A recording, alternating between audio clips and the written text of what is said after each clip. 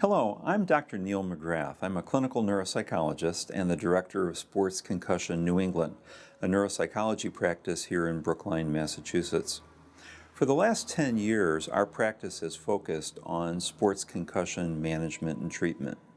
These days, we work with a network of some 50 schools regionally, providing a program of education, baseline testing, post-injury evaluation, academic support during recovery, and policy support for organizations such as youth sports and schools.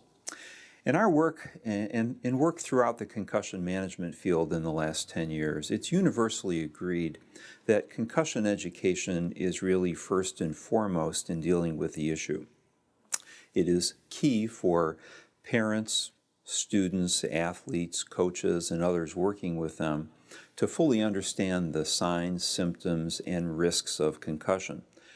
This is really important in order to help people appreciate the importance of recognizing concussions when they occur, the risks of continuing to play when symptoms are present, and to begin to understand how to seek treatment and approach full recovery before they look to go back to play.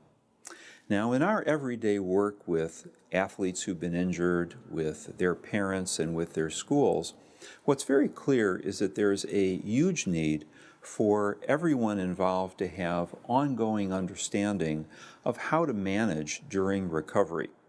That is, how to deal with the issues that come up once you've been identified as having a concussion. We typically see people have cognitive problems, we have physical symptoms, we have sleep problems, and there are emotional changes too.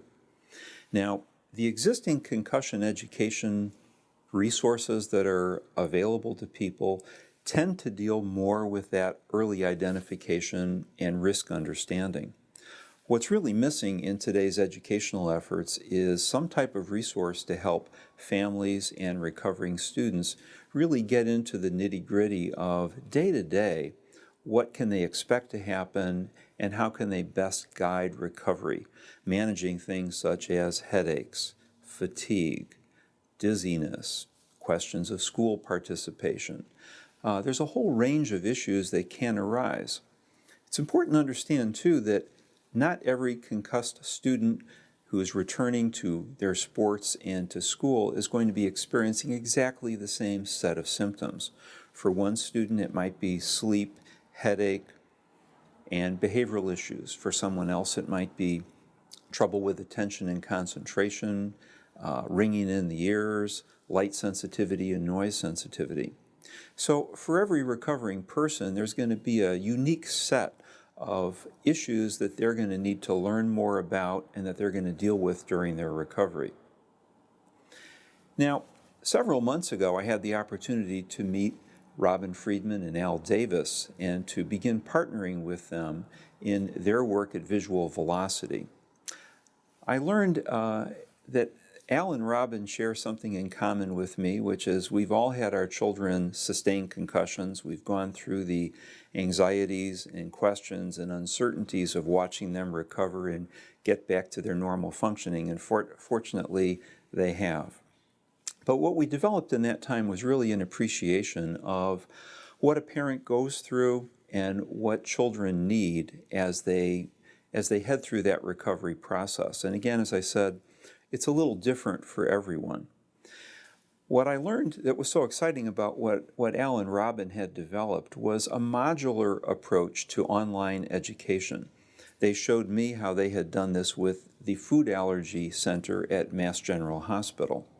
What this type of educational opportunity allows someone that's different from your standard watching a 15-minute video story is online access that lets someone enter a portal, enter a website, and see right before them all the various topics that they could choose to understand more about right at the moment. So someone can go in if they just want to know about 3 certain issues, or they just want to check one thing out. They don't have to sit through one long presentation. This would allow a person and the family recovering from a concussion to enter into this kind of resource at their convenience, at a time that works for them, for only as long as they can tolerate, and to get information that may be meaningful right then and there as to what's going on for them in their recovery. One of the things that we know about people in concussion recovery is that they tend to have limited ability to take in new information, to tolerate time watching a video screen. So we don't want to force someone or recommend that somebody watches a long presentation. Rather, we want to make sure they focus on the information they need at the time, they receive that input, and they can put that sort of situation behind them so that they're not exposed to too much stimulation. So I think that this opportunity to do this type of education with the concerns around concussion recovery is a unique opportunity and really would provide something as a resource that is just not really available to parents, to recovering students, and to those who are working around them nowadays.